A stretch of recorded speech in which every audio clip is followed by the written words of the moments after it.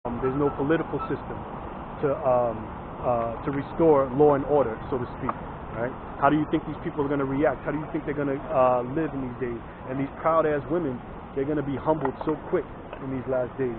You know, they walk by with their noses up, looking down on people, as if man didn't build the world to make them safe.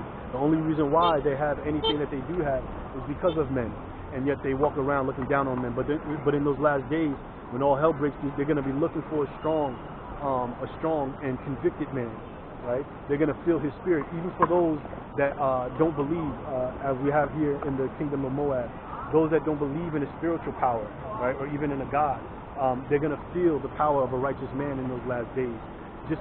They're going to be looking for anyone with any type of that looks relatively in order and of his wits to hold on to, one who has strength, right? One who exudes strength through his character. They're going to become, women are going to be flocking to you men in droves, as it is said. 7 women shall take hold of 1 man in these last days.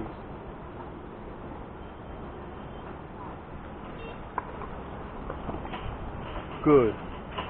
The Lord of hosts mustereth the hosts of the battle. They come from a far country, from the end of heaven. Right? So that means that many nations are going to send their armies out all across the earth, right, to do battle. Right?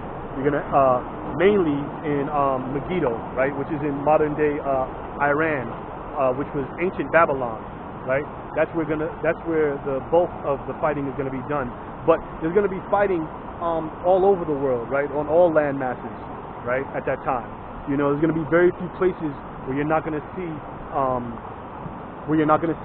rioting and fighting and just incursion happening, right, and full-on blood warfare with no rules, no holds barred, right. This shit is going to be like Conan out here in these last days, man. The Lord's will, I'm at that number where I'm found worthy of salvation. I still have a little cleaning to do. I ain't perfect. Still fighting my demons as we speak. But Lord's will, by coming out here on these highways and byways, I might save a soul, which in the long run might cover some of my sins.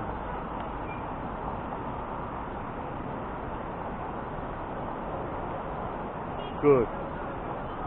Even the Lord and the weapons of his indignation to destroy the whole land. Right. Let me jump down to 9. Behold, the day of the Lord cometh cruel, both with wrath and fierce anger, to lay the land desolate.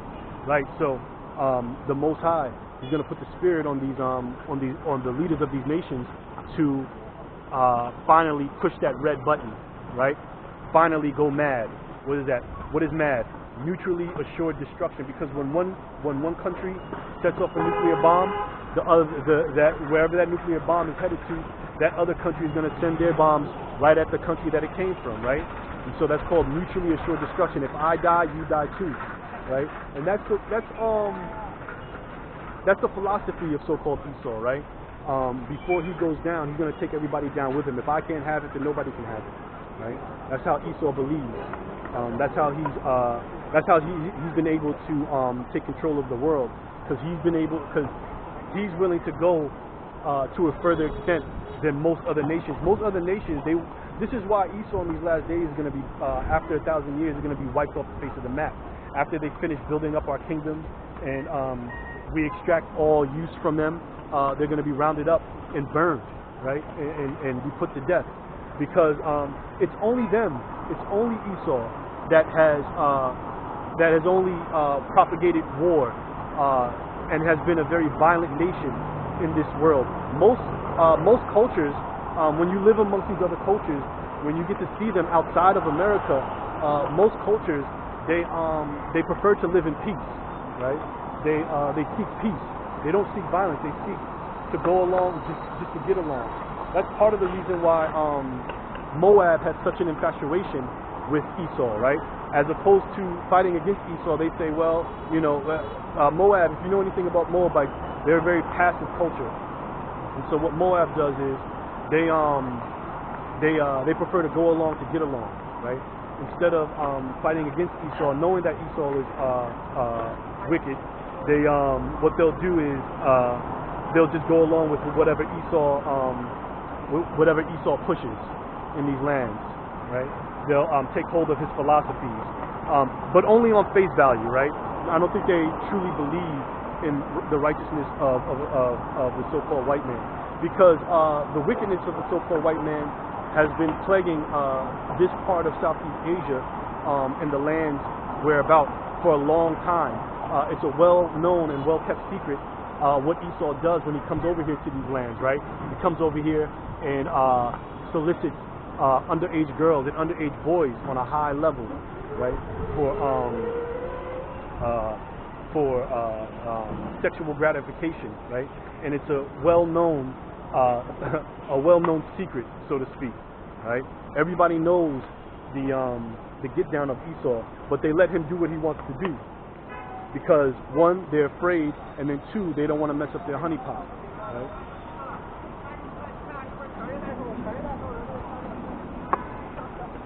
Good. Behold, again, reading on, verse 9. Behold, the day of the Lord cometh, cruel, both with wrath and fierce anger, to lay the land desolate, right? So that means that when the Most High pours out His Spirit on these lands to be destroyed, there's not going to be nothing left, right? Large swaths of land, of countries that were considered mighty are going to be brought low, way low in these last days. Salakia, when these nuclear bombs start to go off.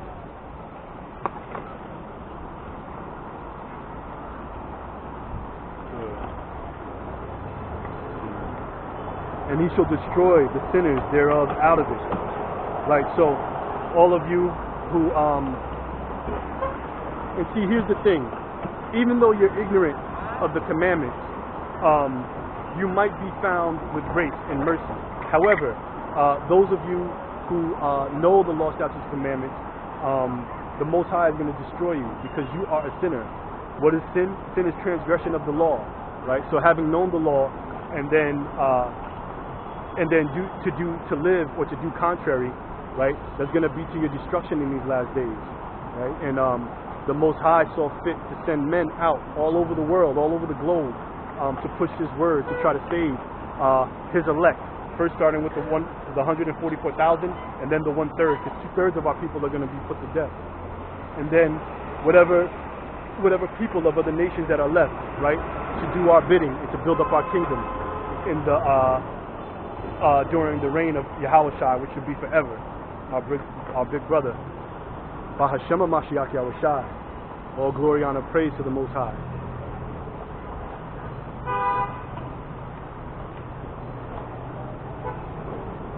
Good. For the stars of heaven and the constellations thereof shall not give their light. Right. Right. So it's literally talking about, right. There's going to be so much smoke going up from the destruction that you're not going to be able to see the stars at night, right? There's not going to be any light. But it's also talking about those of you that believe in fortune tellers and these other heathen philosophies, these scryers, right, and these diviners who claim to be able to see the future, right? They're not going to be able to, their light, their philosophy, you're not going to be able to use it to save yourself in these last days, right? They're not going to give any light. They're not going to give you any interpretation of salvation for the future when all hell breaks loose out here. So all of you that go to palm readings, right? You go to psychics, right? You dip and dabble in witchcraft, right? Reading bones. Tariq Nasheed, he brings out a lot of good information, but he's all into that Ogun bullshit, right? And all that, talking about voodoo is our ancient African heritage. Well, we ain't Africans. And all that shit that they believe in, if they believe in it so strongly, why are they over here in the land of Moab trying to get rich, right, off of their country? Why don't they, these people, the thing about these people and what they believe in, they throw it out quick when it comes to making money. right? They'll let all that shit go out the window if there's money to be made, right? Even if it's contrary to what they believe in, right? So, how much more do you think they're going to throw it out the window when it proves itself useless in these last days for anything that is perceived to be comforting? Because, like it says, these psychics. Well, it doesn't say that, but let me read again. Salaki, let me not get ahead of myself. For the stars of heaven and the constellations thereof shall not give their light. Right. So these diviners and these witches and these wizards and warlocks, they're not gonna their philosophies and their wisdom is not gonna be of any use to them in these last days. Right. The sun shall be darkened in his going forth, and the moon shall not cause her light to shine. Right. So yes, it's literally talking about the moon and the sun, because there's going to be so much smoke in the air, but it's also talking about philosophy and wisdom. Right? What philosophy and wisdom? The philosophy and wisdom of this world that many people have profited off of. Many people use the 48 laws of power to get rich, right? And other what you have, Rich Dad, Poor Dad, right? All these other books, all these other philosophies, right? Which dip and dabble into witchcraft. They use it to make themselves wealthy. All that stuff is going to come to naught in these last days.